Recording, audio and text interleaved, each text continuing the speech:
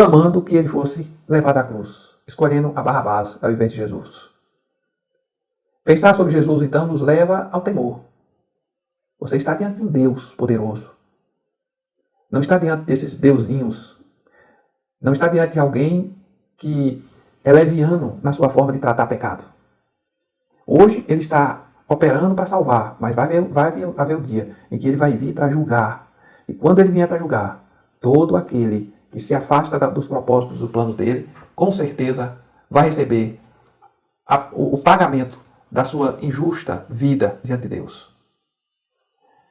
O Espírito, então, nos leva a esse estado de temor, a esse sentimento que nos conduz a uma vida de santificação, a uma preocupação com servir a Deus e com andar na presença do Senhor. O Espírito Santo também nos conduz a pensarmos em nós, porque ele nos dá uma percepção correta a respeito de nós mesmos, de quem somos, daquilo que andamos fazendo, do que precisa ser mudado em nossas vidas. Logo, o Espírito Santo nos conduz a essa capacidade de nos enxergarmos como pecadores. Ele tira a nossa máscara e nos mostra quem nós realmente somos. E esse é um ponto extremamente importante na conversão. Enquanto você não se vê como pecador, você não se converte. Enquanto você achar que é bonzinho, que é uma pessoa que merece a salvação, que Deus teria muita honra em ter você ao lado dele, como se você fosse uma pessoa muito importante, enquanto essa atitude continuar fazendo parte do nosso comportamento, a gente não se converte. E aí vem o Espírito Santo e opera em nós, e ele tira a nossa máscara, coloca um espelho na nossa face, para que a gente, diante da nossa face, para que a gente possa se enxergar. E aí você se enxergando, você vai se ver como você realmente é. Todo homem que esteve diante de Deus se viu como é. O livro de Isaías fala a respeito de Isaías. Está ali profetizando para uma nação, para outra nação, até o dia que ele teve uma visão do trono de Deus. E ao ter essa visão do trono, o que acontece com Isaías é que ele diz assim: ai de mim, que sou homem de lábios impuros, e habito no meio de um povo de impuros lábios. Estar diante de Deus nos dá essa percepção a respeito de nós mesmos. O Espírito Santo vai nos conduzir justamente a pensarmos nesses aspectos relacionados à nossa própria vida. A necessidade que nós temos de salvação, de perdão. Vai nos dar essa percepção para que nós possamos ter uma visão correta a respeito da nossa condição de pecadores diante de Deus. Um outro aspecto importante que o Espírito Santo nos conduz a pensar é pensar no sentido da morte. Para alguns, a morte é apenas o fim da vida. Então, para esses, o ser humano é como se fossem animais. Morreu, acabou. Mas para aquele que conhece o Evangelho, para o cristão, a morte é a mudança de um estado de vida. É uma mudança de condição de vida. Então, alguém está numa fase de transição. A morte é essa transição desse mundo físico que nós vivemos e o mundo por vir. Você não deixa de existir, você não fica dormindo no pó da terra, você fica consciente, glorificando a Deus, andando na presença de Deus, conhecendo as grandezas de Deus, e entra no estado de santificação plena. E esse é um aspecto importante que a gente precisa observar com relação à morte. Mas Hebreus fala de um outro aspecto relacionado à morte. E assim como aos homens está ordenado morrer uma só vez, vindo depois disso o juízo. Veja que o Espírito Santo nos dá essa percepção do céu. Gera em nós essa fé de que existe algo além disso que a gente experimenta nessa vida.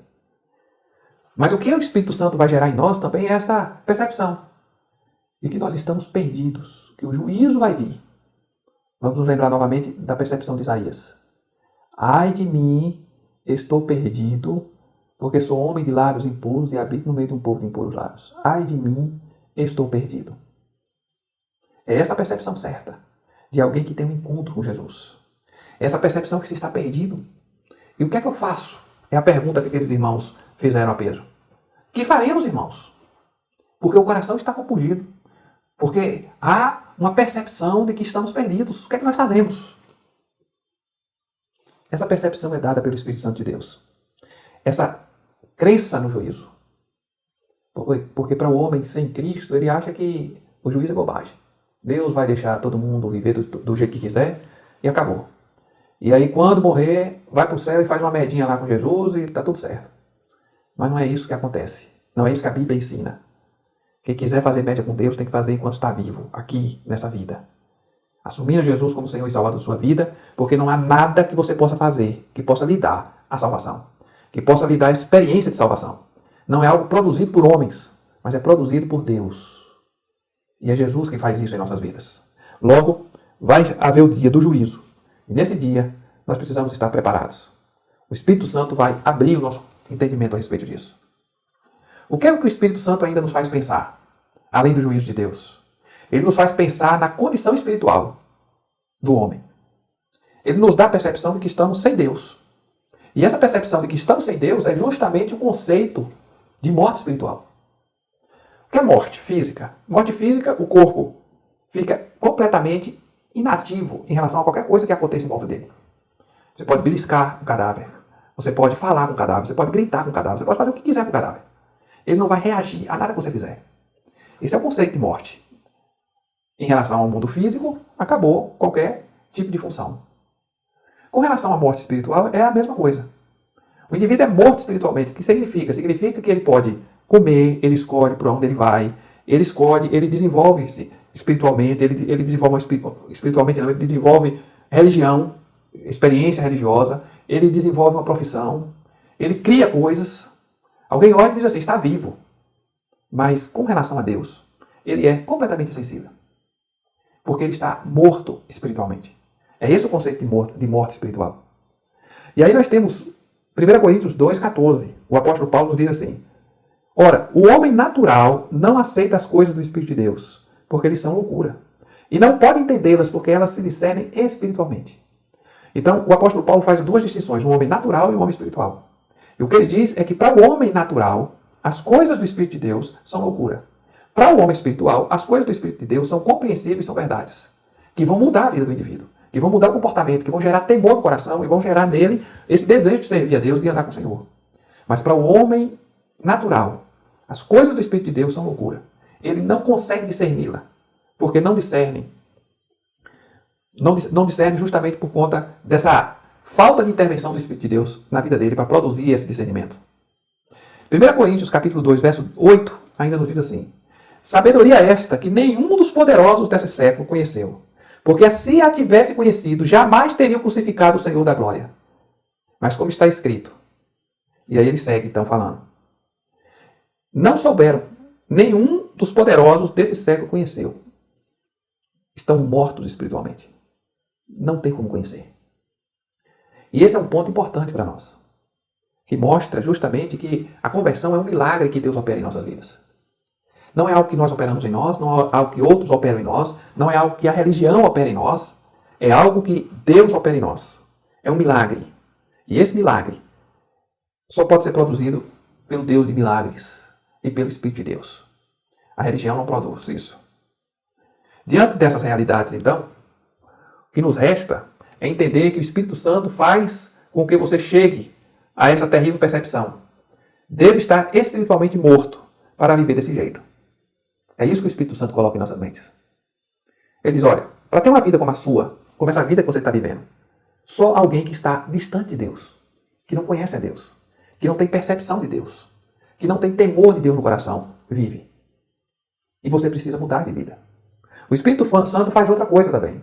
Ele faz com que cada um de nós compreenda que somos culpados. Compungiu-se-lhes o coração. Será por quê? Porque eles se sentiram culpados pelo que ocorreu com Jesus. Se sentiram culpados e aí então buscam restauração, resolução da culpa. E a resolução da culpa se dá pela morte de Jesus na cruz, por aceitar o sacrifício de Cristo e por andar então, daí para frente, em uma nova aliança com Deus. Para finalizar, precisamos obedecer à orientação de Pedro à multidão. Ouvindo eles estas coisas, compungiu-se-lhes o coração e perguntaram a Pedro e aos demais apóstolos: que faremos, irmãos? Respondeu-lhe Pedro: arrependei-vos e cada um de vós seja batizado em nome de Jesus Cristo para a remissão dos vossos pecados, e recebereis o dom do Espírito Santo. Arrependei-vos. É reconhecer que falhou diante de Deus. Arrepender-se é aceitar a vida que Deus nos concede. Arrepender-se é mudar de vida. Arrepender-se é quando você vai para um caminho e de repente você para e volta e vai para outro caminho. Significa que você se arrependeu. Arrependimento nas Escrituras não está relacionado a sentimento de tristeza somente. Está relacionado à mudança de conduta, à mudança de comportamento. Em outras palavras, o que Pedro está dizendo é: mude a sua relação com Deus e aceite a Jesus como Senhor e Salvador da sua vida. Seja batizado em nome de Jesus Cristo. Assuma Ele publicamente e viva uma vida cheia do Espírito de Deus. Esse é o grande desafio que nós temos e que Deus traz para as nossas vidas. Então, se você que está me ouvindo deseja assumir a Jesus como Senhor e Salvador da sua vida, se você ouvir o Evangelho, de repente o seu coração ficou compungido, está na hora de mudar de vida, de mudar o comportamento, de mudar as atitudes, de ser uma pessoa diferente, de deixar de ser ranzinza, de deixar de viver uma vida ansiosa por patrimônios, viver para Deus. Todas as outras coisas vão ser acrescentadas, mas viva para Deus, ande nos caminhos do Senhor. Ore ao Senhor, entregue sua vida a Ele. Diga: Senhor, eu estou agora entregando a minha vida diante do Senhor. Eu quero te servir e te adorar. Eu quero te buscar. Eu quero que o teu Espírito me conduza a essa capacidade de pensar a respeito da vida espiritual e a respeito das coisas do reino de Deus. Eu quero que o Senhor produza em mim essa capacidade, que o Senhor tire o véu que me impede de enxergar a vida como ela realmente é. E Deus vai ouvir a sua oração.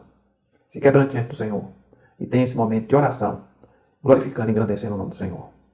Que Deus nos abençoe. Que você possa ter um domingo na presença do Senhor, cheio do Espírito Santo de Deus. Que o Espírito de Deus possa gerar em você esse arrependimento para a salvação. Possa gerar em você esse crescimento espiritual tão necessário para todos nós. Jesus nos abençoe e derrame do seu Espírito sobre nossas vidas, como derramou no dia de Pentecostes. Amém.